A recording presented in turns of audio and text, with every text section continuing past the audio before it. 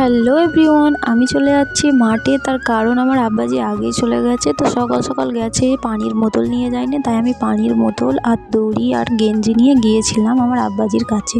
কারণ আগের দিনে যেই ধানগুলো কেটেছিল ওইগুলো বাঁধা হচ্ছে, তো তার জন্যই আমি গিয়েছিলাম মাঠে। আর সকাল সকাল গিয়েছিলাম, আবহাওয়াটা এত সুন্দর যে মাঠ থেকে আমার আসতেই ইচ্ছে করছিল না, কিন্তু আমি চলে এসেছিলাম। আর আমাদের তো একটা দুটো জমি নয়, এর আগের দিনে আমাদের জোন থেকে ধানগুলো সব তোলা হয়েছে। আর ছোট একটা টুকরো ছিল, সেই টুকরোটাই আমার আব্বাজি একা বাঁধছিল।